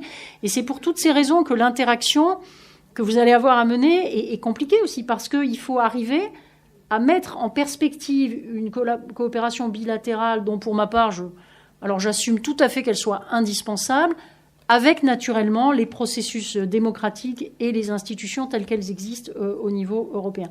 C'est aussi valable pour la défense, Henri, je ne veux pas être désagréable, simplement je vous dis, je préfère m'en tenir à des sujets qui sont les miens maintenant. D'accord. Alors, dernier aspect, je voulais qu'on discute justement les questions économiques. Donc, Christian Schubert est le grand spécialiste ici, avec bien sûr aussi Sylvie Goulard, étant donné ses fonctions. Question que je voudrais vous poser, le thème de la réunion, c'est où en sont les relations franco-allemandes.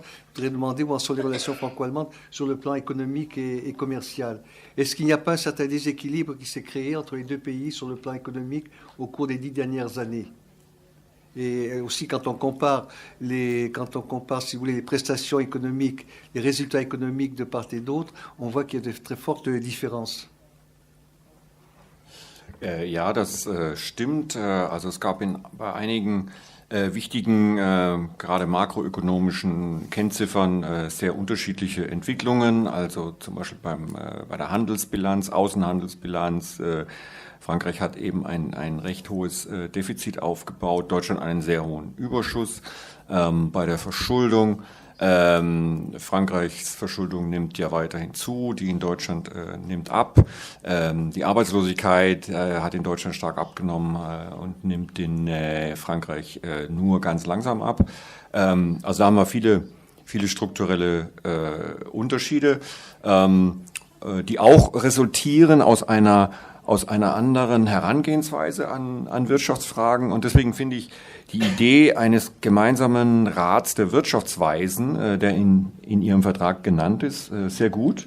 Denn ich glaube, gerade auch die deutsche ökonomische Schule ist wenig bekannt im Ausland. Ja, es ist eine sehr spezifische Tradition des Wirtschaftsdenkens, ja, die zurückgeht auf Leute wie Walter Eucken und dann Ludwig Erhard als Wirtschaftsminister. Das Konzept des Ordoliberalismus, ja, das sehr wichtig ist in Deutschland, aber was in Frankreich eigentlich keiner kennt. Ja, und insofern wird man in Deutschland wird deswegen auch oft falsch verstanden aus meiner Sicht. Ja, das ist halt eine Lehre, die stark die Eigenverantwortung betont, sicher auch den Wettbewerb, ja, ein starkes Kartellamt. Ist übrigens ein Grund auch, warum jetzt wahrscheinlich die Fusion von Siemens und Alstom abgelehnt wird, denke ich, weil auch auf europäischer Ebene kommt man zu dem Schluss, dass diese Fusion wohl eher den Wettbewerb behindert, als dass sie eben positiv ist für die Wirtschaft. Also es gibt da immer wieder auch auf Neudeutsch ein Stop and Go, also vor und zurück. Es gibt auch, und das finde ich interessant, es gibt eine spontane Initiative, die sich, glaube ich, vor 1-2 Jahren gebildet hat von Ökonomen, eine Gruppe von 14 Ökonomen, die 7 Franzosen, 7 Deutsche, von denen man eigentlich gar nicht nur eine Zusammenarbeit erwarten würde, aber die sich zusammengesetzt haben und jetzt immer wieder Papiere präsentieren, die sich oft nicht einig sind, aber doch so einen Kompromiss immer wieder auf den Tisch legen, zum Beispiel zur Bankenunion, ja, wo man in Europa viel mehr machen könnte. Aber es ist eben schwierig. Also erstmal, diese Fragen sind nicht deutsch-französisch, sondern die müssen europäisch gelöst werden. Bloß man muss dann eben auch sich an die Regeln halten. Man sieht es zum Beispiel bei der Bankenunion. Sylvie, Sie kennen das besser als ich.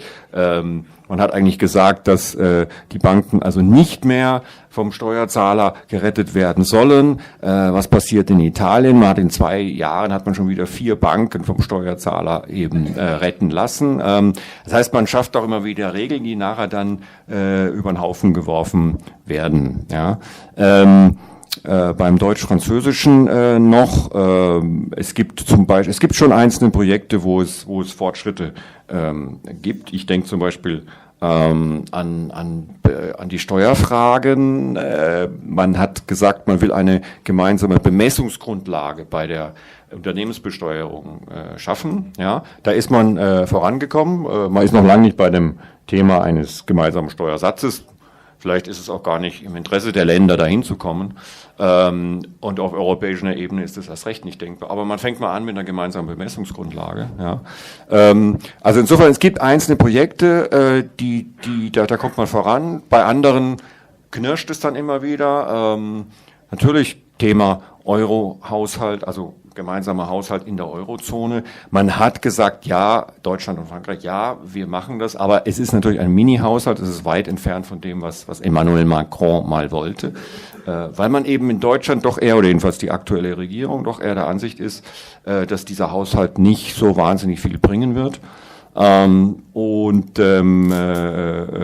Insofern, ja, da sieht man auch wieder diese unterschiedliche Herangehensweise in der Wirtschaftsphilosophie.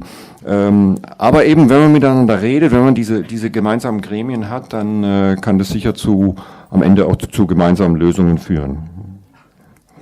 Sylvie, si vous êtes dans votre domaine, là, vous pouvez dire comment vous voyez les relations franco-allemandes sur le plan économique, monétaire. Merci Henri. Non, je crois que c'est très important ce qui a été dit d'abord. Je crois que pour vos travaux, vous n'allez pas manquer de travail, mais toujours creuser les différences d'appréciation. Je le dis notamment pour les étudiants qui sont là. L'ordolibéralisme allemand mérite mieux que la caricature que certains en font en France. On peut être d'accord ou pas d'accord avec la manière dont ça fonctionne, mais c'est un cadre dans lequel, d'abord, c'est ce qu'on appelle l'économie sociale de marché, c'est-à-dire qu'il y a le respect aussi des droits des salariés, qu'il y a un investissement énorme en formation, dont je serais ravie qu'on le fasse chez nous, avec un cadre qui est posé. L'idée, c'est que les autorités politiques ne jouent pas avec la monnaie, et de même que la concurrence entre entreprises est plutôt profitable aux consommateurs, aux pouvoir d'achat des personnes et aux petits entrants sur un marché dans lequel des grands pourraient vite dominer. Donc tout ça, ça mérite pas en tout cas la caricature que certains en font. Sur les aspects économiques, moi je voudrais faire une remarque sur le volet externe. Je crois que nous passons d'une époque où on a fait l'Europe essentiellement pour faire des choses entre nous à un temps où il est particulièrement important de réfléchir ensemble à la manière dont nous voulons négocier et agir par rapport au reste du monde. Et là, c'est pour ça aussi que c'est compliqué, parce que ça fait intervenir le niveau européen. Je prends 2-3 exemples. Bon, j'avais déjà mentionné l'euro. Le président Juncker a insisté à juste titre sur le rôle international de l'euro. Nous subissons des politiques unilatérales de sanctions de la part des États-Unis, par exemple, s'agissant d'un accord avec l'Iran, qui est un accord majeur sur la prolifération nucléaire. Et nous ne sommes pas en mesure de veiller à ce que nos entreprises puissent utiliser l'euro. Le poids du dollar dans les transactions mondiales fait que nous n'avons même pas la possibilité, même avec la monnaie que nous avons créée, donc vous pouvez dire ça à ceux qui voudraient retourner à des monnaies nationales, mais de tout à fait résister aux Américains. Donc là, il y a des choses à faire qui me paraissent extrêmement importantes de manière à assurer la souveraineté européenne. Encore une fois, les Américains peuvent souhaiter se retirer d'un accord qui avait été signé par une administration précédente. Il est plus gênant que les Américains utilisent le dollar pour nous empêcher, nous, de rester dans un accord vis-à-vis d'un pays comme l'Iran, avec lequel nous avons passé donc un accord de non-prolifération nucléaire. Je prends cet exemple parce qu'il est très parlant.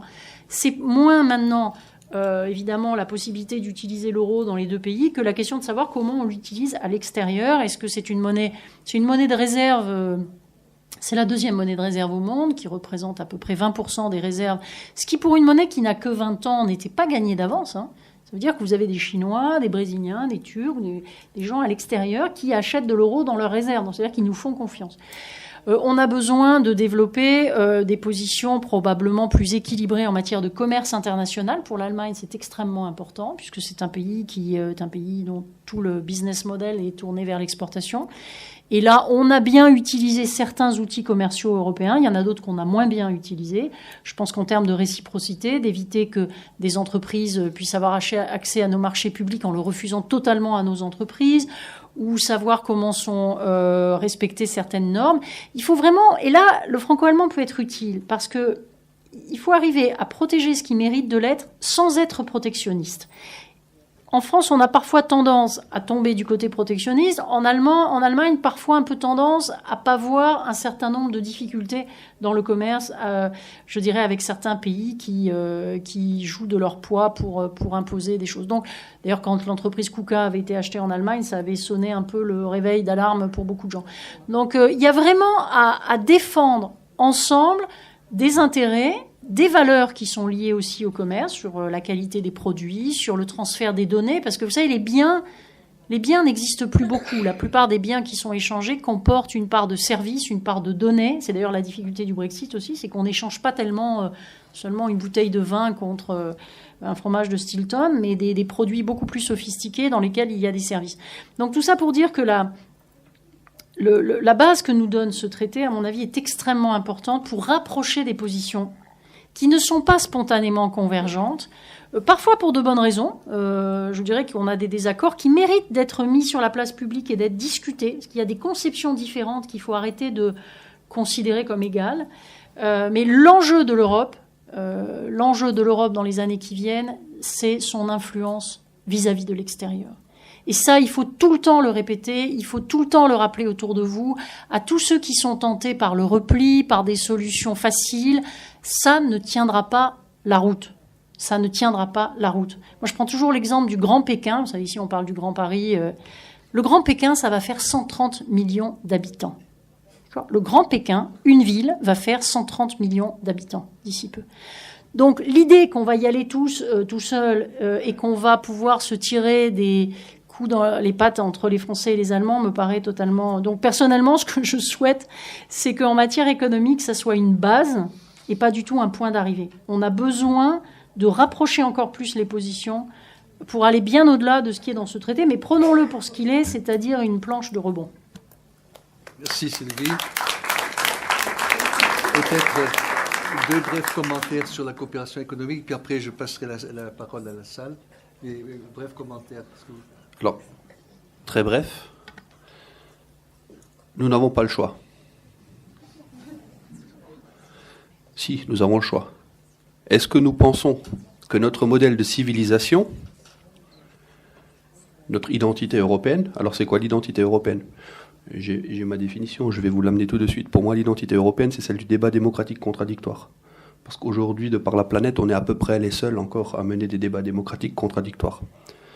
Alors, est-ce que notre modèle de civilisation, notre identité du débat démocratique contradictoire, dont nous pensons qu'il est le mieux à même d'assurer le progrès de l'humain, peut continuer si 67 millions de Français l'appliquent tout seuls, si 80 millions d'Allemands l'appliquent tout seuls, si 140 millions de Français et d'Allemands l'appliquent ensemble, la réponse est non. Ce n'est qu'au sein de l'Europe, de ces 440, 500 millions d'individus, que nous pouvons continuer dans ce modèle de civilisation. Alors oui, nous avons le choix. Est-ce que nous pensons que notre modèle de civilisation est le mieux à même d'assurer le progrès de l'humain?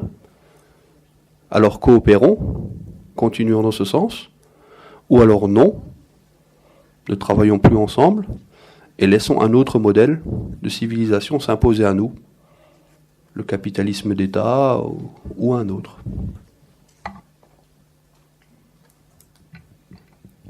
Ich glaube, wenn wir jetzt anfangen, über die soziale Marktwirtschaft, die Gründe und die Fortentwicklung zu sprechen, würden wir einen ganzen Abend gestalten können. Da kommt ja in Deutschland auch dazu, woher sie sich entwickelt hat.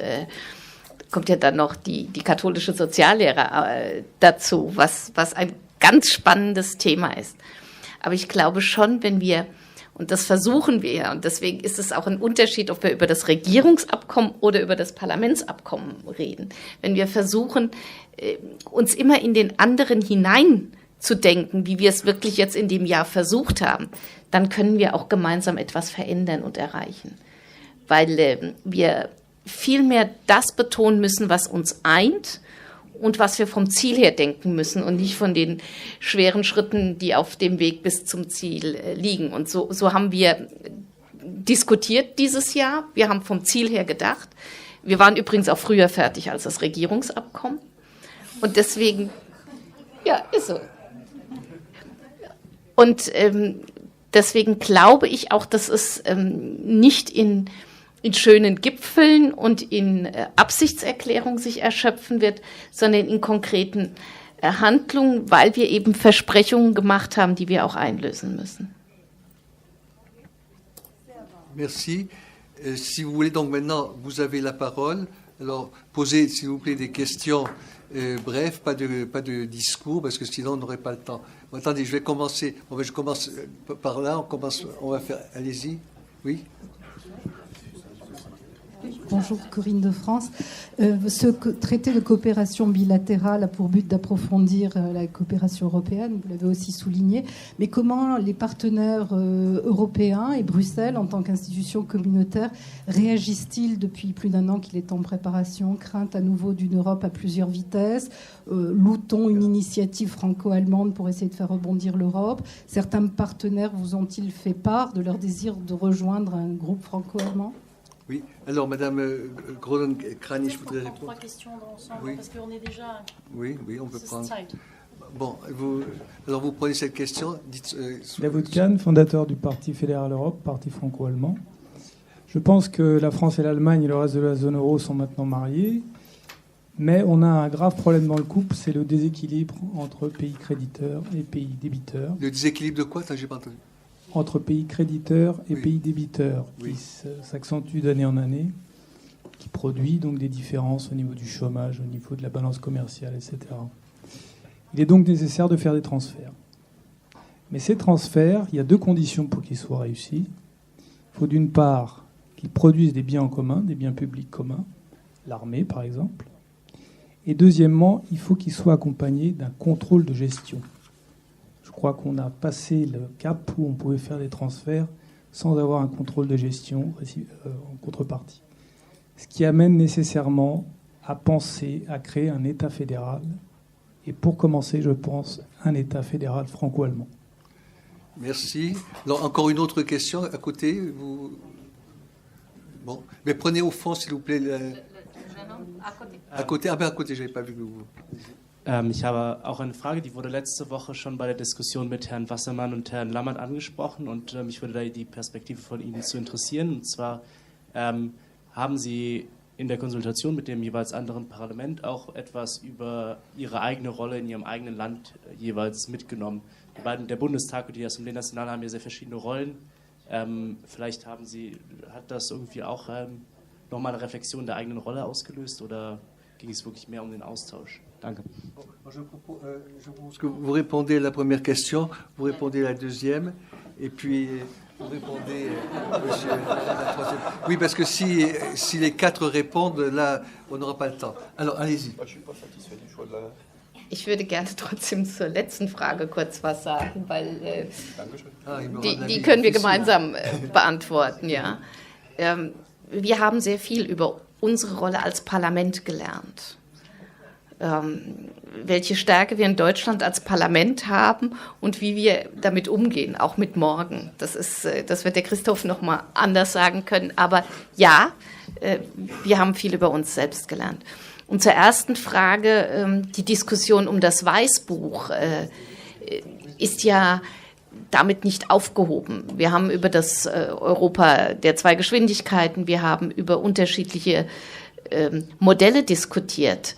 Aber wir haben auch in dieser Phase, zumindest ich, weil ich eben Mitglied der Arbeitsgruppe bin, sehr viele Fragen zum Beispiel von den Kollegen aus den nordischen Ländern, die eben über ihre Botschaften zu mir ins Büro gekommen sind und gefragt haben, an was arbeitet ihr, was bedeutet das, aber nicht im Sinne von ausgegrenzt sein, sondern von echtem Interesse, was können wir selbst machen. Ich glaube, gerade die nordischen Länder sind ein gutes Beispiel, wie diese Länder intensiv in Europa zusammenarbeiten, ohne dass ihnen irgendjemand unterstellen würde, dass sie sich damit ausklinken, sondern sie betonen das Gemeinsame und die sind eher für uns Ansporn als Trennung im positiven Sinne.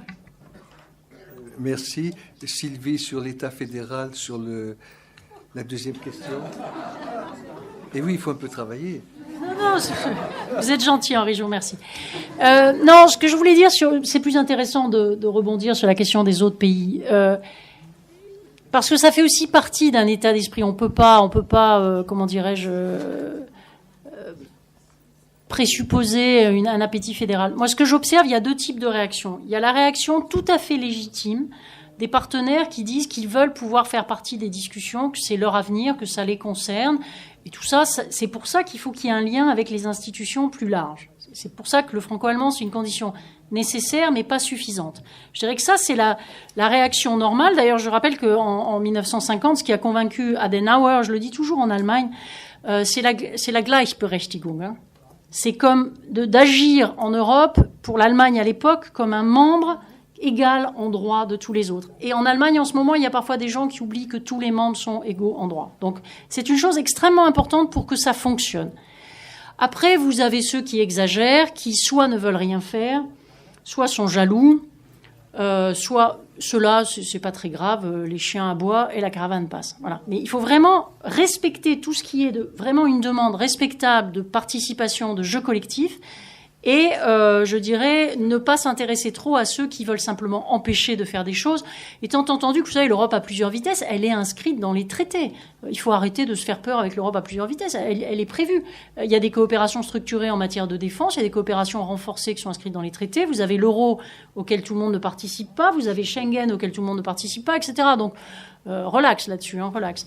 Et sur le fédéralisme, bon, c'est un choix... Enfin, c'est un mot qui en France est très mal compris, qui en général suscite, mais je le dis toujours en rigolant, suscite d'autant plus de rejet que les gens dans la phrase d'après se comparent aux États-Unis. Donc moi j'aimerais qu'il y ait juste un peu de cohérence quand les gens voudraient être aussi unis, aussi forts, aussi puissants que les États-Unis et se gaussent du fédéralisme et du mot fédéral. J'ai beaucoup de respect pour certains États fédéraux, à commencer par l'Allemagne. C'est un mode d'organisation politique peu familier aux Français, mais qui a ses avantages et qui notamment peut permettre, et c'est un choix démocratique après, hein, il faudrait changer les traités, il y a des éléments fédéraux dans les traités actuels, la Cour de justice, la Banque centrale européenne, la politique de concurrence. Il se trouve que comme par hasard, c'est pas les politiques qui marchent le moins bien. Et que dans les domaines où on s'en tient à des accords de coordination extrêmement vaseux, on n'arrive pas à grand-chose. Wenn ich da kurz anschließen darf, eine Realität heute ist auch in Europa, dass wir Matteo Salvini haben, der kürzlich gesagt hat, glaube ich, in diesen Tagen, man muss der deutsch-französischen Achse eine italienisch-polnische Achse entgegensetzen. Ja, also das gehört auch zu Europa heute. ein Wort zu der Idee des Bundesstaates oder auch wenn man dann noch weitergeht über das Deutsch-Französische, der Vereinigten Staaten in Europa. Ich glaube, das ist heute nicht machbar. Es gibt ein Wort, das ist ein schreckliches Wort, aber es hat einen sehr guten Inhalt. Das Wort ist Subsidiarität. Ja, das ist schwer zu übersetzen, aber im Grunde genommen heißt das, dass die Entscheidungsfindung soll möglichst nahe am Bürger stattfinden. Ja? Je nachdem, um welche Entscheidung es sich handelt, natürlich Themen wie Klimawandel und so weiter kann man nicht auf lokaler Ebene entscheiden. Da kann man Initiativen machen, aber man kann es nicht entscheiden. Ja? Da brauchen wir dann länderübergreifende internationale Lösungen. Aber dieses Problem der Subsidiarität oder das Gegenteil ist quasi zu viel Zentralismus. Ja? Und wenn Sie sich jetzt die Bewegung der Gilets jaunes angucken, die interessanterweise ja nicht erstmals, aber seit langer Zeit eine Revolte, die nicht in Paris entstanden ist, sondern in den Regionen, das zeigt doch aus meiner Sicht die Unzufriedenheit darüber, dass viele sagen, über mich wird entschieden an Orten, die sind zu weit weg von mir und die verstehen meine Probleme nicht. Und wenn Sie jetzt noch sagen, Ihre Probleme werden nicht mehr in Paris entschieden, sondern die werden in Brüssel entschieden oder vielleicht teilweise in Berlin. Oh Gott, das wäre ja natürlich ganz schlimm. Umgekehrt ja auch, gell? Wenn man den Deutschen sagen würde, ihre Themen werden teilweise in Paris entschieden. Da nehmen sie die Leute nicht mehr mit. Und da haben wir dann auch schnell einfach ein Problem an mangelnder Mitsprache. Ja? So wird das zumindest empfunden. Insofern glaube ich, muss man da sehr vorsichtig sein. Oui, mais si je peux faire ma française là pour une fois, mais vraiment bien française, il y a un moment où il faut aussi accepter de centraliser certaines compétences. Dans la discussion face à la Chine, face aux Américains, je suis désolée, mais l'excès de subsidiarité que nous voyons depuis quelques années en Europe est extrêmement préjudiciable. Et en plus, la subsidiarité aboutit à une chose qu'on peut retrouver chez les Gilets jaunes, parce que ça m'amuse que la lecture par les Allemands de la crise des Gilets jaunes, c'est essentiellement trop de centralisation. Je peux vous retourner l'argument, si je puis me permettre, en disant qu'il y a quelque chose de totalement... d'ailleurs, les Français ont accepté, ils ont peut-être eu tort. Dans le débat sur la subsidiarité, vous avez en fait deux conceptions de la société. La conception allemande, c'est que la subsidiarité mérite de payer un certain prix qui est celui de la différence entre les citoyens sur le territoire. D'accord ? Quand vous êtes en Allemagne, il n'y a pas de programme scolaire pour tout le pays. Vous avez des différences. Les Allemands acceptent que les programmes scolaires soient pas les mêmes à Mainz ou à Hambourg ou je ne sais où. À l'inverse, en France, vous avez une sursensibilité aux questions d'égalité sur l'ensemble du territoire. Donc on peut très bien avoir la lecture exactement inverse de la crise des Gilets jaunes, qui est de dire que dans la crise des Gilets jaunes, il y a un appel à une plus grande égalité des situations. Et je crois que c'est dans cette tension entre la subsidiarité et l'égalité qu'on a un des plus beaux débats du franco-allemand des années à venir, débat qu'on a gardé sous le tapis ces dernières années, parce que les Français ont accepté du bout des lèvres un truc dont ils avaient... subsidiarité, ils ont dit ça fait plaisir aux Allemands, on le met dans le traité, mais je n'ai jamais rencontré quelqu'un qui l'évoque en France, alors que chaque fois que je fais un débat en Allemagne, c'est vu comme le bouclier absolu. Et en ce moment, c'est parfois utilisé, que ce soit en France, en Allemagne ou ailleurs, comme le paravent du nationalisme. Il y a dans l'utilisation abusive de la subsidiarité un des plus grands dangers de l'Europe d'aujourd'hui. Vous voyez, on va pouvoir discuter toute la nuit, mais après, moi, je vais...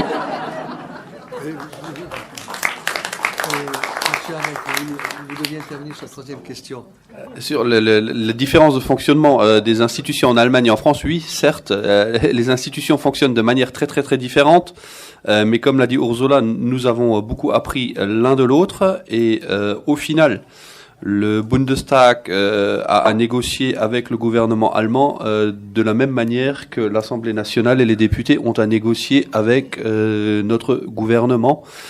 Et c'est quand un député français se met à négocier avec le Bundestag et qu'un Abgeordneter allemand se met à négocier avec la présidence de la République ou avec le Quai d'Orsay qu'on est arrivé au meilleur résultat. Ich muss noch was zur Subsidiarität und Föderalismus sagen.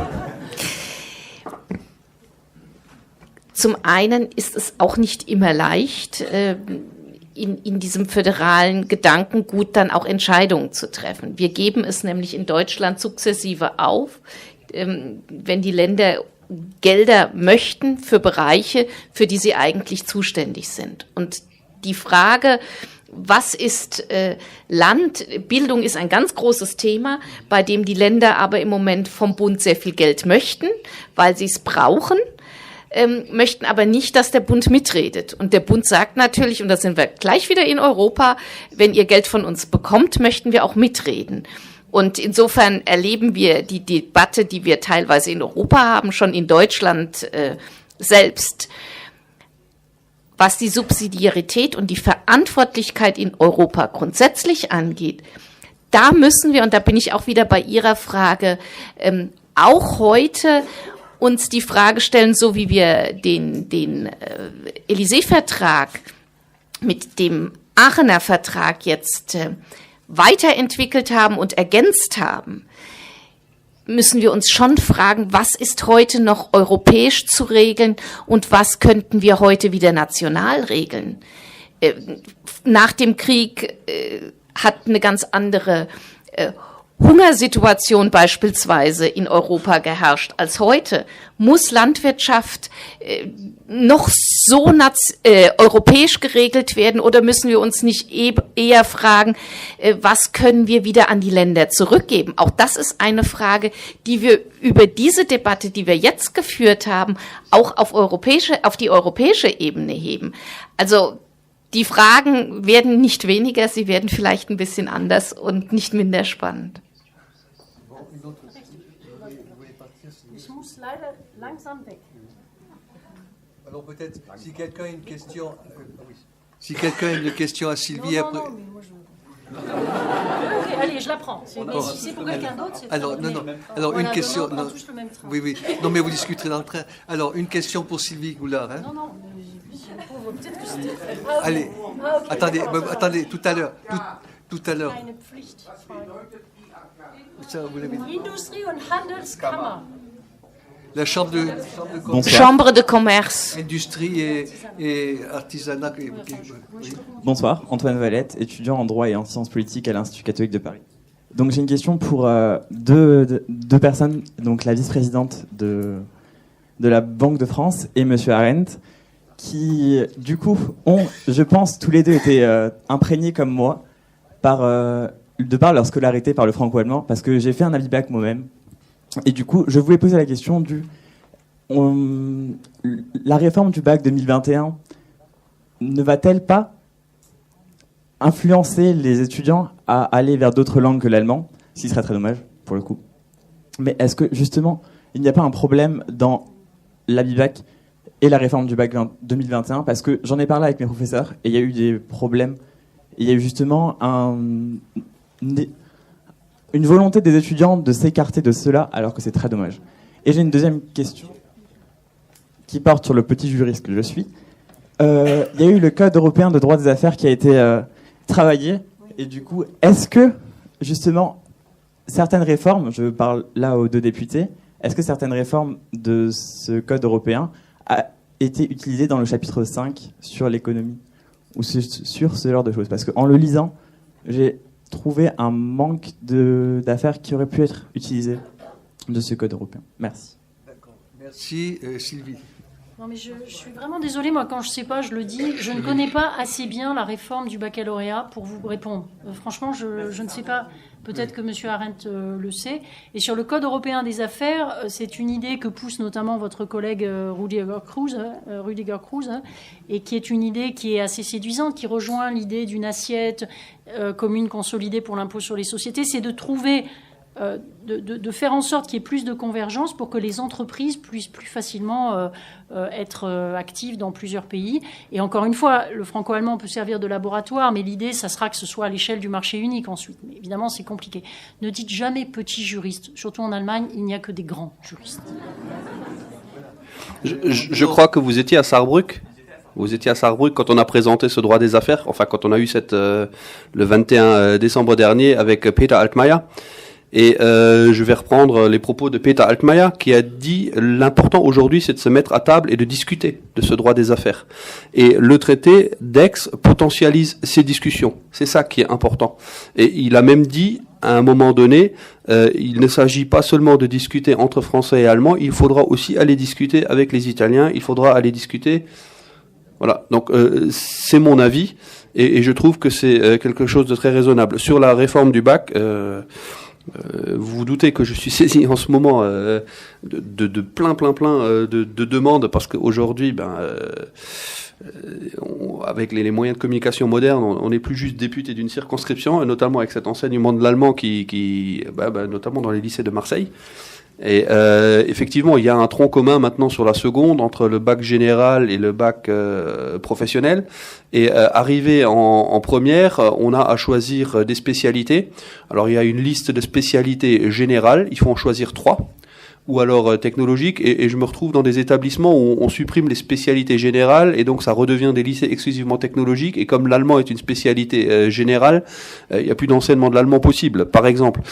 Tout ça, il va falloir le corriger, il va falloir regarder, et mon objectif aujourd'hui, c'est qu'on arrive au moins à proposer dans chaque circonscription un établissement qui propose cette spécialité allemand. Mais c'est quelque chose qu'il va falloir regarder de plus près avec le ministère, parce que je me suis fait expliquer les choses avant-hier. Merci. On dit au revoir à Sylvie Goulard. Tout le monde voulait arrêter, non?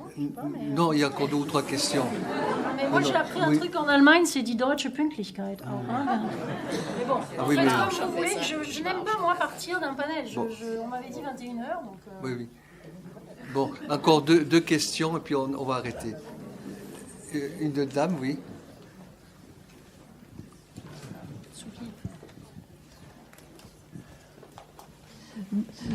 Bonjour Thérèse Claire, je suis présidente de l'association pour le développement de l'enseignement de l'allemand en France. Donc je vous remercie d'avoir consacré du temps à la langue, ce qui n'est pas tout à fait le cas dans le nouveau traité, qui est un peu décevant de ce point de vue-là, parce que tout le monde affirme haut et fort l'importance de la langue de l'autre. Et puis, dans le traité de l'Élysée, on disait qu'il fallait effectivement s'efforcer d'augmenter le nombre d'élèves apprenant l'allemand en France et le français en Allemagne. Et dans le traité d'Aix, il est question de... alors, c'est formulé un peu autrement, mais je m'excuse, du coup, d'augmenter... de trouver les stratégies permettant d'augmenter le nombre d'élèves apprenant la langue du partenaire. Je ne sais pas si c'est beaucoup plus contraignant et si c'est beaucoup plus incitatif. Donc c'était une question sur la politique pour promouvoir non seulement la langue de l'autre, mais plus généralement, vous aviez évoqué aussi le fait que l'Europe n'était pas présente dans ce traité. Il n'est pas question de politique linguistique non plus. De promouvoir il n'est pas question de plurilinguisme non plus, et de promouvoir le plurilinguisme. Et puis je rappelle quand même la situation actuelle en France.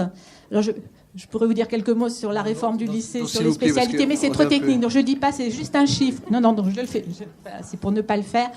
Et simplement, le contexte actuel, c'est que sur une classe d'âge en France, 100% des élèves apprennent l'anglais, 75% apprennent l'espagnol et 18% apprennent l'allemand, et les quelques pourcents qui restent, c'est les autres langues. Donc c'est pour dire que le plurilinguisme a besoin d'être promu véritablement et concrètement, et l'enseignement de l'allemand en France également, et l'enseignement du français en Allemagne tout à fait également. D'accord. Je voudrais simplement corriger une petite chose. Le traité de demain insiste beaucoup sur le fait que toute cette coopération franco-allemande a une visée européenne et doit s'inscrire dans un cadre européen. Je crois que... Alors, vous voulez répondre sur la langue ou sur... Très rapidement, les parlementaires ont dans leur accord formulé de manière très claire une réponse à la politique France du Land de Saar, la stratégie France du Land de Saar, qui était de dire nous voulons que le français ou l'allemand devienne zweite Verkehrssprache, deuxième langue d'usage du partenaire en l'espace d'une génération. Cela n'a pas été retenu pour des raisons dans lesquelles je ne rentrerai pas là. Écoutez, comme il est très tard et que je vois déjà certains doivent partir. Oui, non, mais... non, c'est quand même très tard, je crois qu'il faut qu'on termine. Et Sylvie m'a fait remarquer qu'il y a de la Pünktlichkeit normalement, et il faut être pünktlich, donc soyons pünktlich. Je voulais remercier donc tous les intervenants, nos 2 députés, Sylvie et Christian Schubert, de leur fait profiter de leur expertise. Je voudrais également remercier nos interprètes. Je voudrais remercier nos interprètes.